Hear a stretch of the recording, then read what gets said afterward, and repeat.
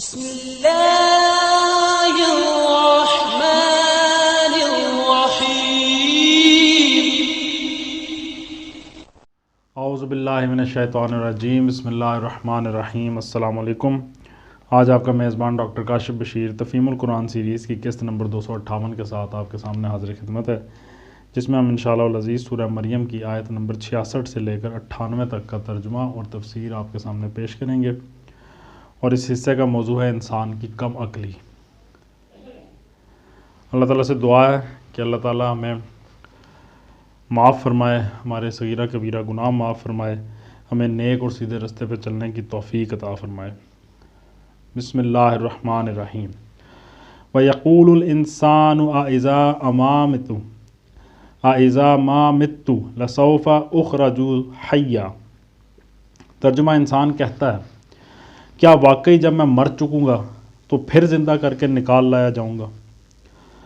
اولا یذکر الانسان انا خلقناہ من قبل ولم یک شیئا۔ ترجمہ: کیا انسان کو یاد نہیں آتا کہ ہم پہلے اس کو پیدا کر چکے ہیں جبکہ وہ کچھ بھی نہ تھا؟ فوربک لنحشرنہم والشیاطین ثم لنحضرنہم حول جہنم جثیا۔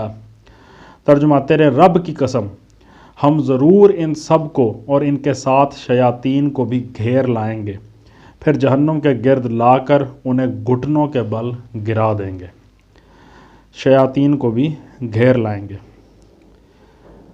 تفسیر میں آتا ہے، یعنی ان شیاطین کو جن کے یہ چیلے بنے ہوئے ہیں اور جن کے سکھائے پڑھائے میں آ کر انہوں نے یہ سمجھ لیا ہے کہ زندگی جو کچھ بھی ہے بس یہی دنیا کی زندگی ہے اور اس کے بعد کوئی دوسری زندگی نہیں جہاں ہمیں خدا کے سامنے حاضر ہونا اور اپنے اعمال کا حساب دینا ہو۔ فوربک، معاف کیجیے گا، ثم لننزعن من کل شیعۃ ایہم اشد علی الرحمن عتیا۔ ترجمہ: پھر ہر گروہ میں سے ہر اس شخص کو چھانٹ لیں گے جو رحمان کے مقابلے میں زیادہ سرکش بنا ہوا تھا۔ سرکش سے مراد باغی گروہ کا لیڈر، یعنی جو لیڈ کرتا ہے گناہوں کو۔ ثم لنحن اعلم بالذین هم اولی بها صلیہ۔ ترجمہ: پھر یہ ہم جانتے ہیں کہ ان میں سے کون سب سے بڑھ کر جہنم میں جھونکے جانے کا مستحق ہے۔ وَإِن مِّنكُمْ إِلَّا وَارِدُهَا كَانَ عَلَى رَبِّكَ حَتْمًا مَّقْضِيًّا۔ ترجمہ: تم میں سے کوئی ایسا نہیں ہے جو جہنم پر وارد نہ ہو، یہ تو ایک طے شدہ بات ہے جسے پورا کرنا تیرے رب کا ذمہ ہے۔ تفسیر میں آتا ہے، وارد ہونے کے معنی بعض روایات میں داخل ہونے کے بیان کیے گئے ہیں، مگر ان میں سے کسی کی سند بھی نبی صلی اللہ علیہ وآلہ وسلم تک قابل اعتماد ذرائع سے نہیں پہنچتی، اور پھر یہ بات قرآن مجید اور ان کثیر التعداد صحیح احادیث کے بھی خلاف ہے جن میں مومنین صالحین کے دوزخ میں جانے کی قطعی نفی کی گئی ہے۔ مزید برآں لغت میں بھی ورود کے معنی دخول کے نہیں ہیں، اس لیے اس کا صحیح مطلب یہ ہے کہ جہنم پر گزر تو سب کا ہوگا، مگر جیسا کہ بعد والی آیت بتا رہی ہے کہ پرہیزگار لوگ اس سے بچا لیے جائیں گے اور ظالم اس میں جھونک دیے جائیں گے۔ ثم ننجی الذین اتقوا ونذر الظالمین فیہا جثیا۔ ترجمہ: پھر ہم ان لوگوں کو بچا لیں گے جو دنیا میں متقی تھے اور ظالموں کو اسی میں گرا ہوا چھوڑ دیں گے۔ وَإِذَا تُتْلَىٰ عَلَيْهِمْ آيَاتُنَا بَيِّنَاتٍ قَالَ الَّذِينَ كَفَرُوا لِلَّذِينَ آمَنُوا أَيُّ الْفَرِيقَيْنِ خَيْرٌ مَّقَامًا وَأَحْسَنُ نَدِيًّا۔ ترجمہ: ان لوگوں کو جب ہماری کھلی کھلی آیات سنائی جاتی ہیں تو انکار کرنے والے ایمان لانے والوں سے کہتے ہیں، بتاؤ ہم دونوں گروہوں میں سے کون بہتر حالت میں ہے اور کس کی مجلسیں زیادہ شاندار ہیں۔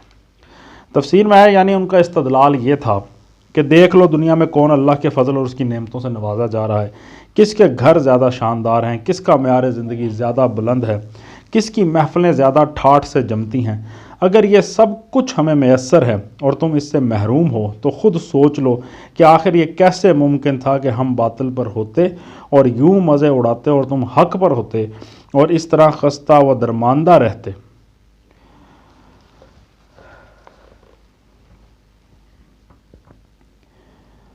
وَكَمْ أَهْلَكْنَا قَبْلَهُمْ مِنْ قَرْنٍ هُمْ أَحْسَنُ أَثَاثًا وَرِيًّا۔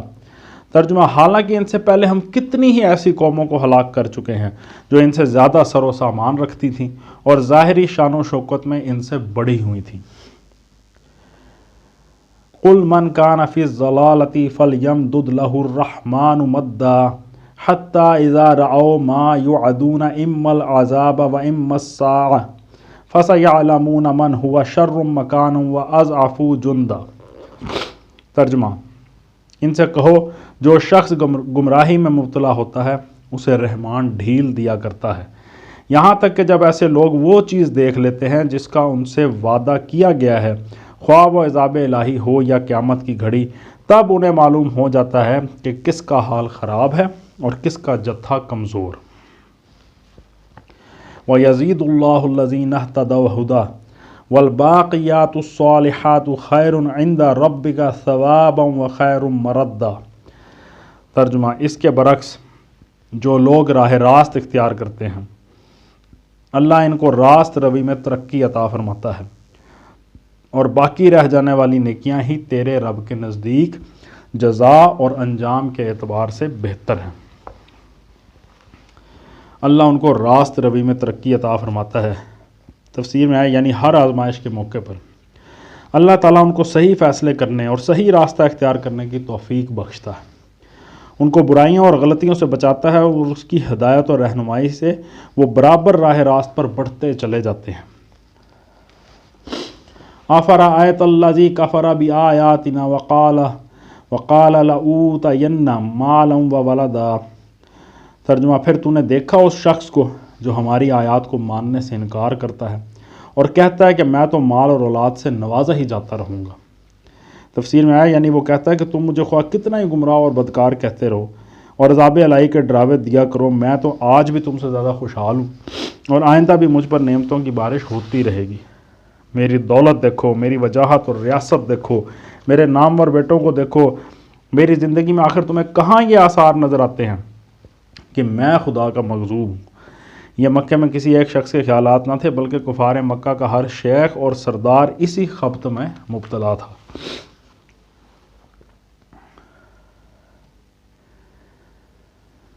اطلع الغیب ام اتخذ عند الرحمن عہدا۔ ترجمہ، کیا اسے غیب کا پتہ چل گیا ہے یا اس نے رحمان سے کوئی عہد لے رکھا ہے؟ کلا سنکتب ما یقول ونمد لہ من العذاب مدا۔ ترجمہ، ہرگز نہیں، جو کچھ یہ بکتا ہے اسے ہم لکھ لیں گے اور اس کے لیے سزا میں اور زیادہ اضافہ کریں گے۔ اسے ہم لکھ لیں گے یعنی اس کے جرائم کے ریکارڈ میں اس کا یہ کلمہ غرور بھی شامل کر لیا جائے گا اور اس کا مزہ بھی اسے چکھنا پڑے گا۔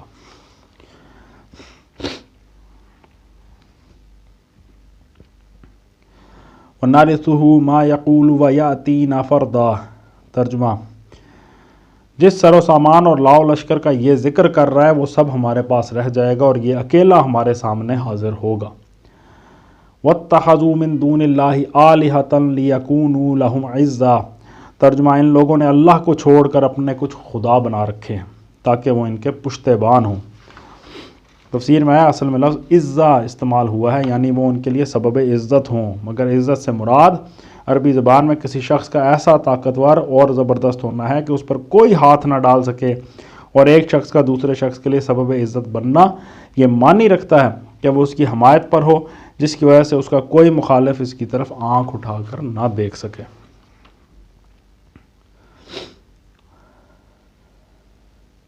کلا سیکفرون بعبادتہم ویکونون علیہم ضدا۔ ترجمہ، کوئی پشتبان نہ ہوگا، وہ سب ان کی عبادت کا انکار کریں گے اور الٹے ان کے مخالف بن جائیں گے۔ تفسیر میں آیا یعنی وہ کہیں گے کہ نہ ہم نے کبھی ان سے کہا تھا کہ ہماری عبادت کرو، اور نہ ہمیں یہ خبر تھی کہ یہ احمق لوگ ہماری عبادت کر رہے ہیں۔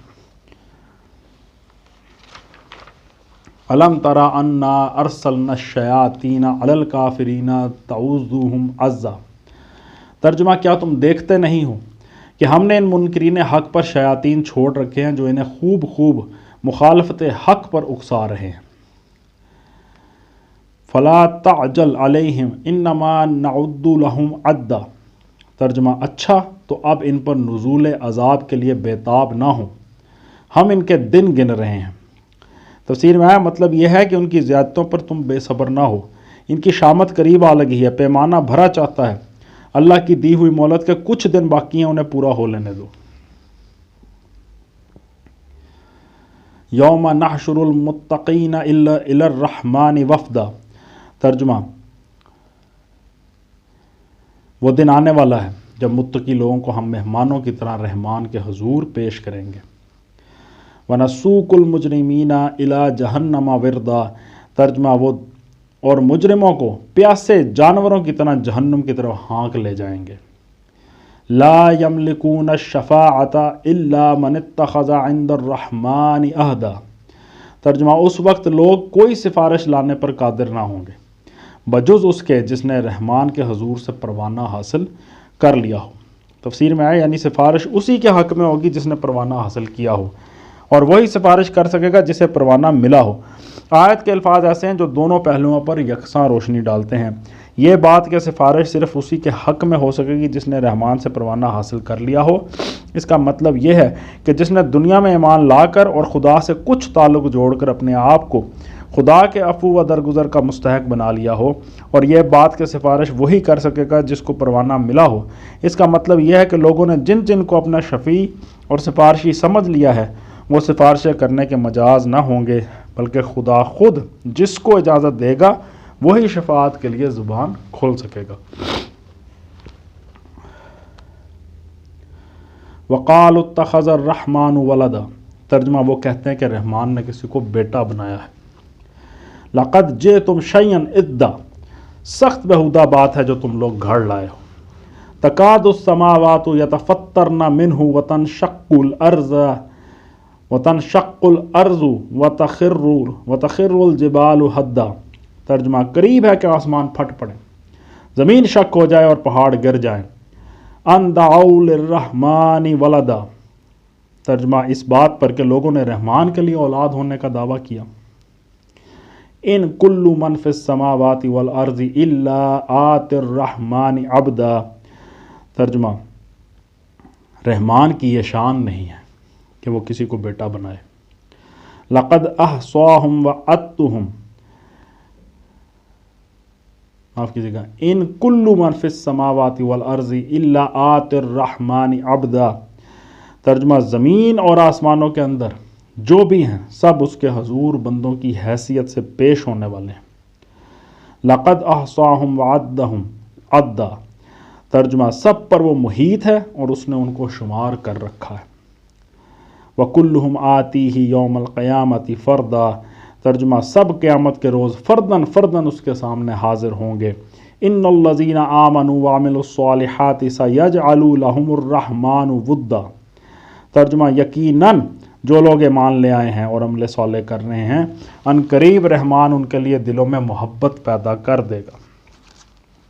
تفسیر میں آتا ہے یعنی آج مکہ کی گلیوں میں وہ ذلیل و رسوا کیے جا رہے ہیں، مگر یہ حالت دیر پا نہیں ہے، قریب ہے وہ وقت جب کہ اپنے اعمال صالحہ اور اخلاق حسنہ کی وجہ سے وہ محبوب خلائق ہو کر رہیں گے، دل ان کی طرف کھنچیں گے، دنیا ان کے آگے پلکیں بچھائے گی، فسق و فجور، رعونت اور کبر، جھوٹ اور ریاکاری کے بل پر جو سیادت اور قیادت چلتی ہو وہ گردنوں کو چاہے جھکا لے، دلوں کو مسخر نہیں کر سکتی۔ اس کے برعکس جو لوگ صداقت، دیانت، اخلاص اور حسن اخلاق کے ساتھ راہ راست کی طرف دعوت دیں، ان سے اول چاہے دنیا کتنی ہی اوپر آئے، آخر کار وہ دلوں کو موہ لیتے ہیں، اور بد دیانت لوگوں کا جھوٹ زیادہ دیر تک ان کا راستہ روکے نہیں رہ سکتا۔ فَإِنَّمَا يَسَّرْنَاهُ بِلِسَانِكَ لِتُبَشِّرَ بِهِ الْمُتَّقِينَ وَتُنذِرَ بِهِ قَوْمًا لُدًّا، ترجمہ پس اے محمد صلی اللہ علیہ وآلہ وسلم اس کلام کو ہم نے آسان کر کے تمہاری زبان میں اسی لیے نازل کیا ہے کہ تم پرہیزگاروں کو خوشخبری دے دو اور ہٹ دھرم لوگوں کو ڈرا دو۔ وَكَمْ أَهْلَكْنَا قَبْلَهُمْ مِنْ قَرْنٍ هَلْ تُحِسُّ مِنْهُمْ مِنْ أَحَدٍ أَوْ تَسْمَعُ لَهُمْ رِكْزًا، ترجمہ ان سے پہلے ہم کتنی ہی قوموں کو ہلاک کر چکے ہیں، پھر آج کہیں تم ان کا نشان پاتے ہو یا ان کی بھنک بھی کہیں سنائی دیتی ہے۔